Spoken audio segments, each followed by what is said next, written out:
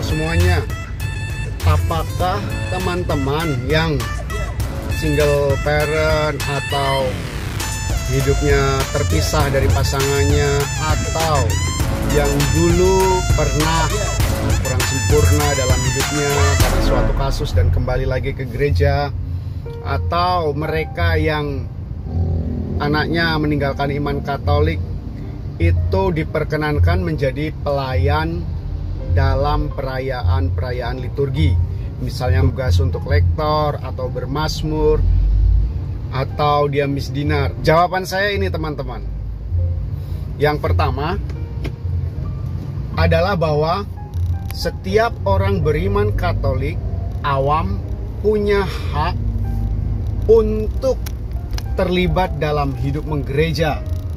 Bahkan gereja mengharapkan partisipasi dari mereka dalam liturgi. Jadi mereka-mereka ini punya hak dan bahkan punya kewajiban untuk berpartisipasi dalam liturgi. Karena itu yang diharapkan oleh Konsili Vatikan II tentang partisipasi aktif umat.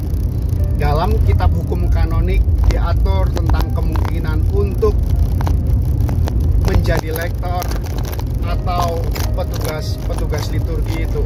Lalu yang kedua yang harus diingat, kita sungguh-sungguh harus memperhatikan status hidup mereka. Jadi tidak serta-merta umat awam yang menjadi single parent atau dia terpisah dari pasangannya, atau iman anaknya sekarang tidak lagi Katolik, atau dia yang mungkin orang tuanya meninggalkan gereja dan kemudian menikah secara tidak sah, itu tidak otomatis pribadi tersebut juga terkena dari efek tindakan orang tuanya. Kalau yang melakukan adalah orang tuanya, ya efeknya orang tuanya. Kalau yang melakukan adalah anaknya, ya efeknya untuk anaknya. Jadi tidak bisa bahwa suatu hukum itu kemudian berefek pada semua saudara, semua anggota keluarga atau apa. Enggak, itu tidak bisa seperti itu. Tuh ya. Jadi kita harus sungguh-sungguh melihat kasus per kasus, ini benar-benar yang melakukan adalah dia atau bukan dia. Itu harus jelas sehingga kita tidak kebiah uyah istilah orang Jawa. Lalu yang berikutnya, kita juga harus melihat apakah pribadi yang terlibat dalam pelayanan liturgi gereja itu sudah menerima sakramen Krisma atau belum. Kita lihat kasusnya, kalau misdemeanor lain soal, tetapi biasanya diharapkan mereka yang terlibat dalam pelayanan liturgi seperti lektor, pemazmur, ya, atau dia menjadi prodiakon, itu tentu yang diharapkan adalah mereka yang sudah menerima sakramen Krisma. Karena sakramen Krisma menjadi pertanda bahwa orang itu sudah dewasa dan bisa menjalankan misi panggilannya sebagai orang Kristen dewasa untuk turut serta mewartakan Injil, termasuk dalam pelayanan gereja. Jadi perlu dilihat hal itu. Ada di beberapa paroki beberapa petugas yang belum menerima sakramen Krisma diperkenankan. Itu kasus khusus, maka itu terserah dengan kebijakan dari pastor paroki.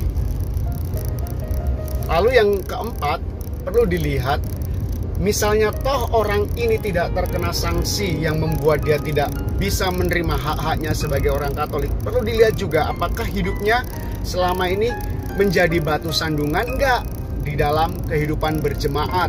Maksudnya batu sandungan adalah bahwa hidupnya justru menjadi skandal yang membuat orang-orang di sekitarnya tidak bisa dekat sama Tuhan, menyebabkan kekacauan dalam jemaat, atau keteladanan hidupnya meresahkan sesamanya. Jadi bisa saja dia tidak terkena sanksi apapun, atau tidak termasuk dalam kategori single parent, atau hidupnya yang terpisah, atau anaknya meninggalkan iman Katolik. Tidak, tetapi bisa saja orang ini menjadi skandal atau batu sandungan.